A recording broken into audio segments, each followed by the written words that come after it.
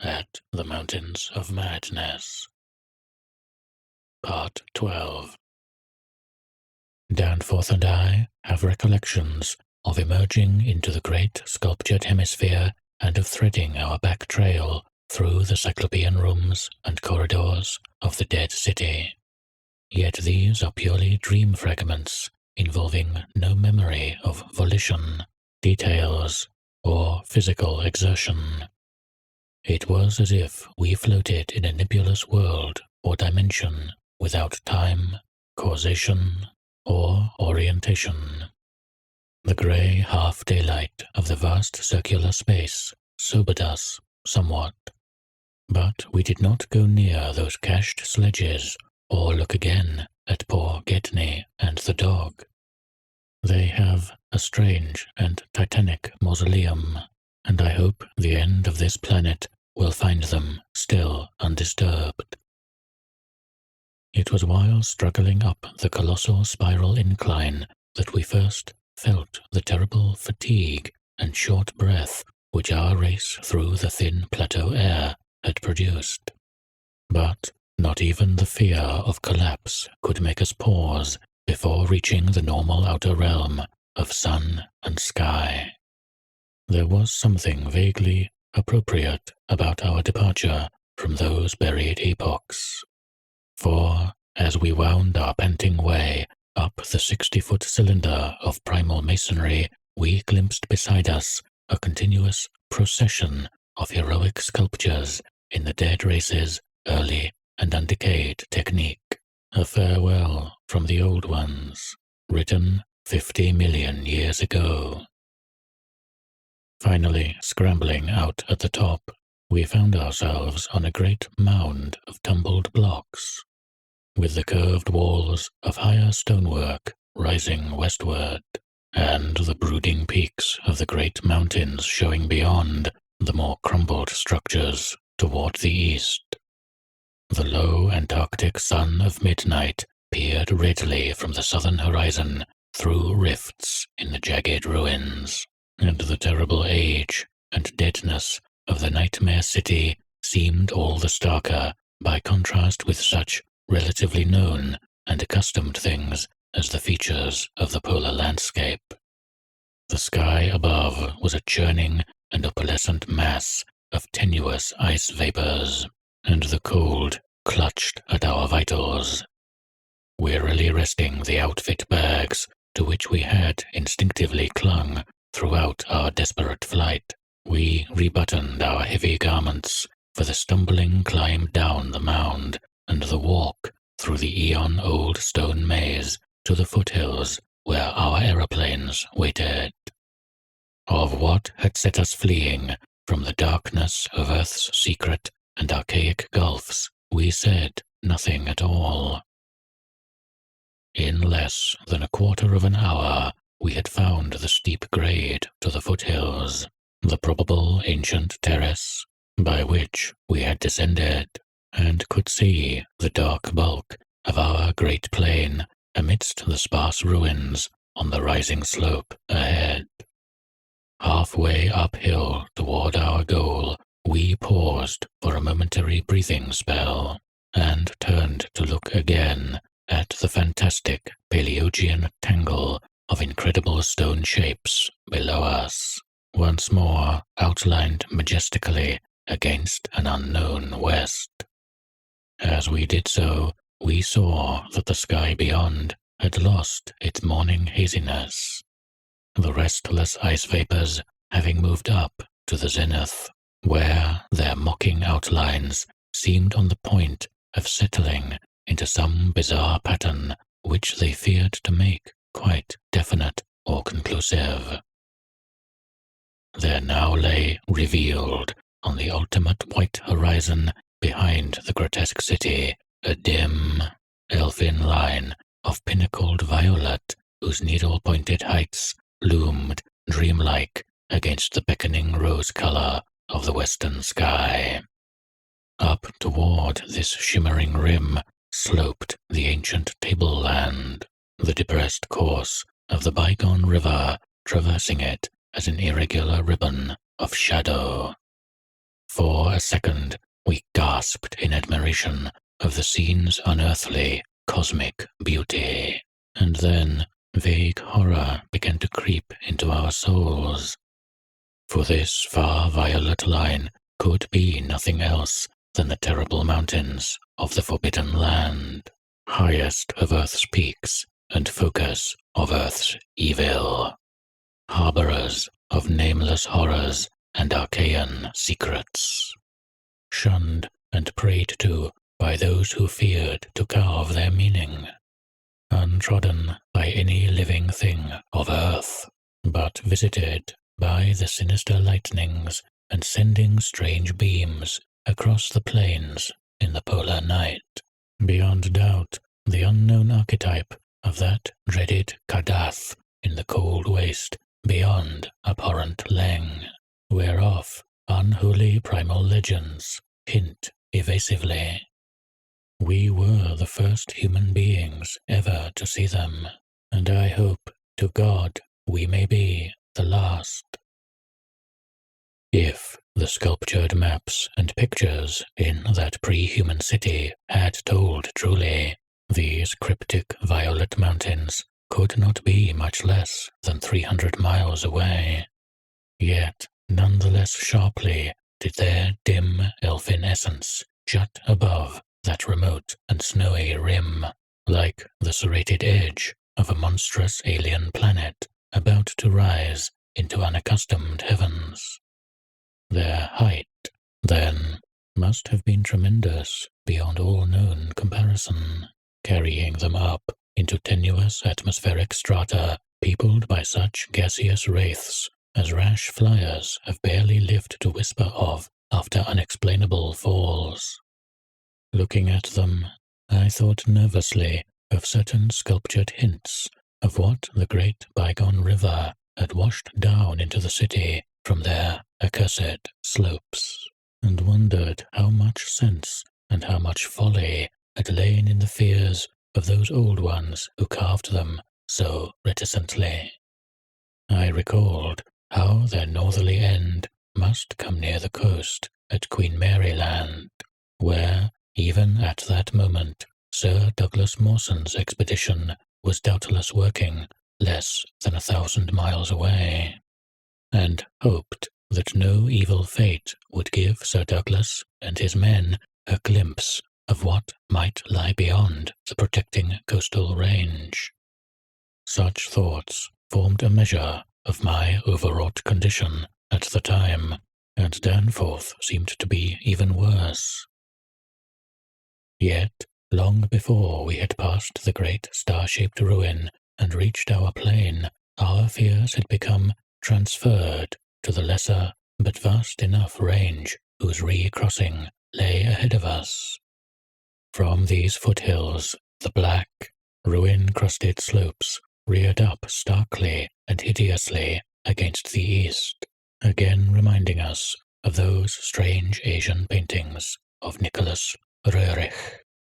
And when we thought of the damnable honeycombs inside them, and of the frightful amorphous entities that might have pushed their fetidly squirming way even to the topmost hollow pinnacles, we could not face without panic the prospect of again sailing by those suggestive skyward cave mouths where the wind made sounds like an evil musical piping over a wide range.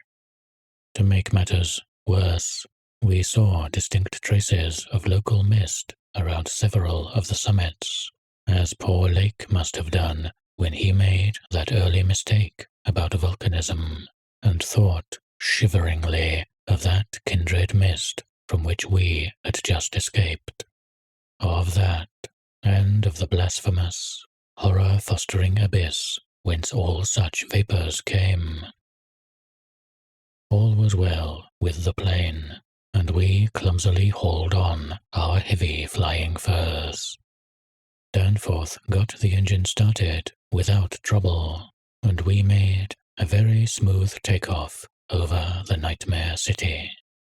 Below us, the primal cyclopean masonry spread out as it had done when we first saw it, so short, yet infinitely long, a time ago, and we began rising and turning to test the wind for our crossing through the pass.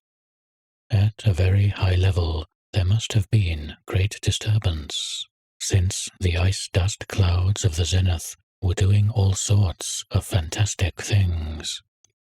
But at 24,000 feet, the height we needed for the pass, we found navigation quite practicable. As we drew near to the jutting peaks, the wind's strange piping again became manifest, and I could see Danforth's hands trembling at the controls. Rank amateur though I was, I thought at that moment that I might be a better navigator than he in effecting the dangerous crossing between pinnacles. And when I made motion to change seats and take over his duties, he did not protest. I tried to keep all my skill and self-possession about me, and stared at the sector of reddish farther sky betwixt the walls of the pass, resolutely refusing to pay attention to the puffs of mountain-top vapor, and wishing that I had wax-stopped ears like Ulysses' men off the Siren's coast to keep that disturbing wind piping from my consciousness. But Danforth, released from his piloting and keyed up to a dangerous nervous pitch, could not keep quiet. I felt him turning and wriggling about as he looked back at the terrible receding city, ahead at the cave-riddled, cube-barnacled peaks, sidewise at the bleak sea of snowy, rampart-strewn foothills, and upward at the seething, grotesquely clouded sky. It was then, just as I was trying to steer safely through the pass, that his mad shrieking brought us so close to disaster by shattering my tight hold on myself and causing me to fumble helplessly with the controls for a moment. A second afterward, my resolution triumphed, and we made the crossing safely. Yet I am afraid that Danforth will never be the same again. I have said that Danforth refused to tell me what final horror made him scream out so insanely, a horror which, I feel sadly sure, is mainly responsible for his present breakdown. We had snatches of shouted conversation about the wind's piping and the engine's buzzing as we reached the safe side of the range and swooped slowly down toward the camp, but that had mostly to do with the pledges of secrecy we had made as we prepared to leave the Nightmare City. Certain things, we had agreed, were not for people to know and discuss lightly, and I would not speak of them now but for the need of heading off that Starkweather Moor expedition and others at any cost.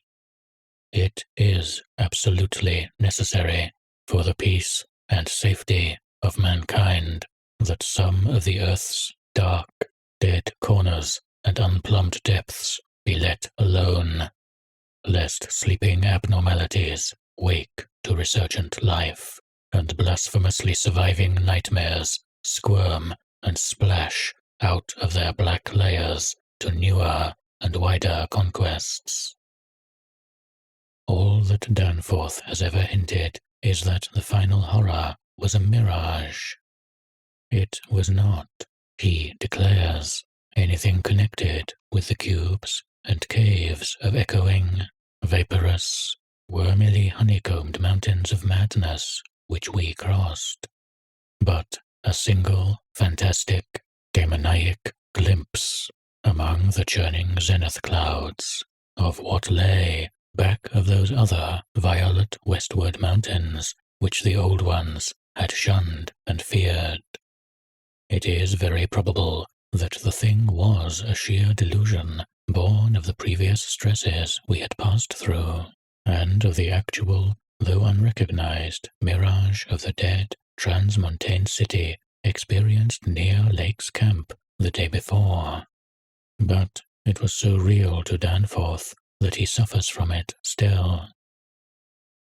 He has, on rare occasions, whispered disjointed and irresponsible things about the Black Pit, the Cavern Rim, the Proto-Shoggoths, the windowless solids with 5 dimensions, the nameless cylinder, the Elder Pharos, Yog-Sothoth, the primal white jelly, the color out of space, the wings, the eyes in darkness, the moon ladder, the original, the eternal, the undying, and other bizarre conceptions.